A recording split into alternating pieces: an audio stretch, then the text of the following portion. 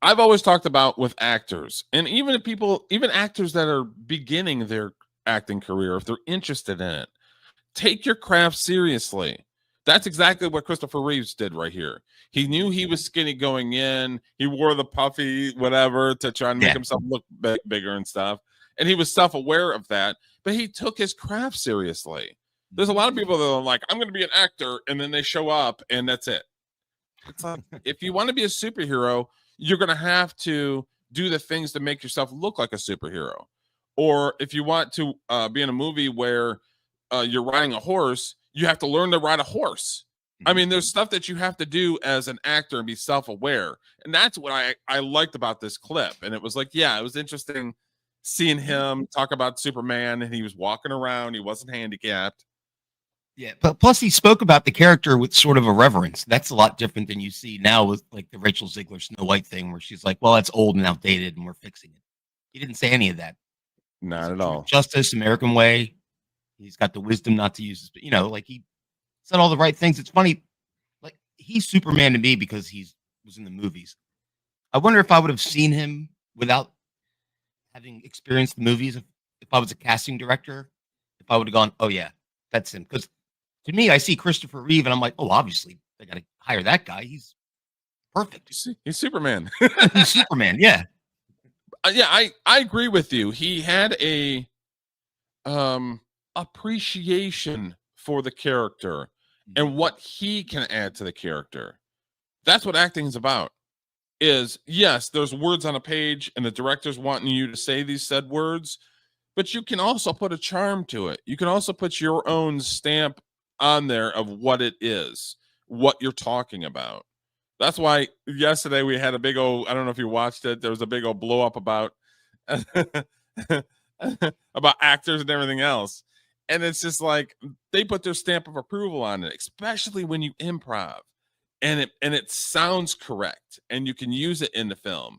Because a lot of people don't understand that, like, if somebody improvs something, you have multiple takes, you have multiple different angles. You know how hard it is to get angles of somebody that's improving like that? Because you don't know what they're gonna do. Yeah, yes, that makes sense. And people just look at it as a fan and as a movie watcher, but they don't look at it at that angle of things. So it's like, bro, like, what are you talking about right now? I have no idea. My head is exploding. Some directors and screenwriters, if I'm not mistaken, they don't let anybody improv. I know the Sopranos screenwriter, and they're like, read what's on the page. Yeah, read the script. Are you going off script? We already finished this. I think Scorsese's that way too. I don't think there's no improving. You read what's on the page. I can respect that. It's like, it's your job to act. It's my job to write. I did my job. Do your job. Well, and it's also a time management thing too, because if you go off the cuff and you've got everything scheduled for a 12-hour day and people are just doing what the hell they want and extending the day, those motherfuckers are going to be the same people that have their hand out for overtime. And it's like, bro, no, it doesn't work that way. You decide to go off script. You know what I mean? Yeah. Right. You should be paying me for the extra time I had to spend with your improv and ass. Yeah. I worked on it was a documentary called Soaked in Bleach about Kurt Cobain. I don't know if you've ever seen it.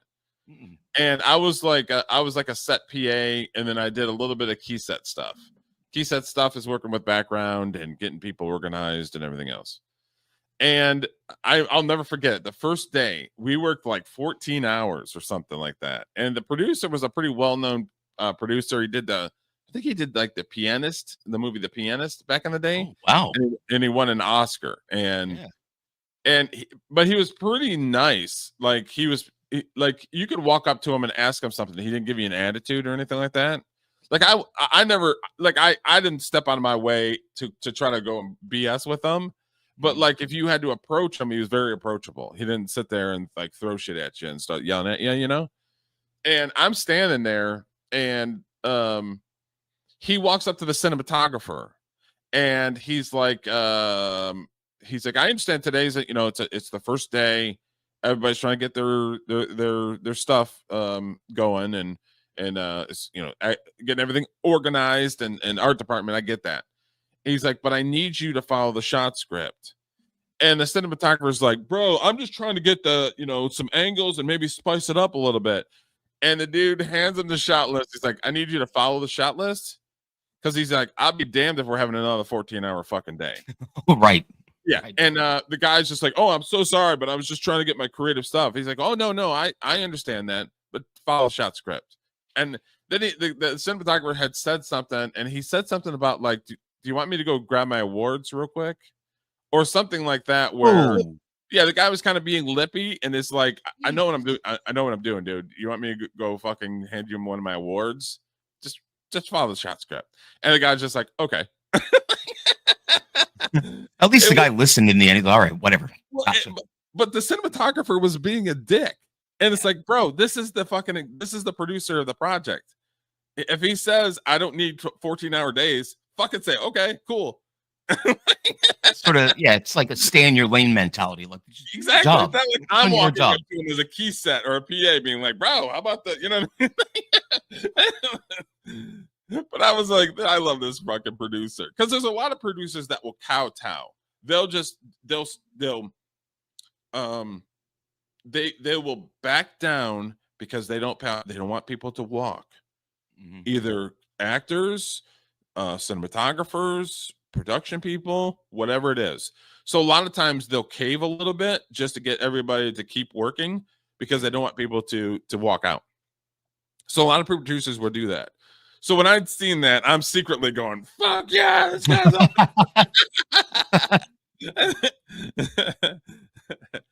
So anyway. with the Christopher Reeve Superman, there hadn't been a Superman on screen for quite some time at that point. So I would imagine this was kind of a gamble for them. Like, they probably weren't 100% sure it was going to. I would think so, right?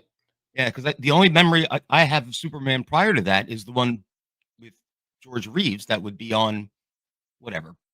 Like, sometimes it'd be on Sunday at 11 o'clock in the morning on a UHF channel or something. Yeah. So I remember that, but it was 20 years between. And on something like that, was George Reeves, was Christopher Reeves well known before that? No, I don't think. I think this was his first big project. Movie. I don't recall him in anything before this. I don't recall anything either. I can look up at IMDb, but I mean, he'd probably done bit parts here and there, but he probably had. I mean, he's probably a working actor trying to get through there, but maybe this was the first one he was carrying. You know what I mean? And then you got somebody like Gene Hackman attached to it. Nice. Then, yeah. Margot Kidder was Lois Lane, right? Margot Kidder was Lois Lane, and she was a big deal back then. Margot Kidder, she'd been in a bunch of stuff, so they surrounded him with a bunch of veterans for sure. Superman's, I may be overstating this, but a little like Batman. It's the character is kind of the suit. Like, I think you can, like Batman, you can have multiple people play him as long as he had that cool suit and the gadgets and all that kind of stuff. Yeah. Maybe. So I think it was more, my point is, I think it was more important that they put stars in the supporting roles to kind of help Christopher Reeve boost it up and give it some legitimacy. Yeah.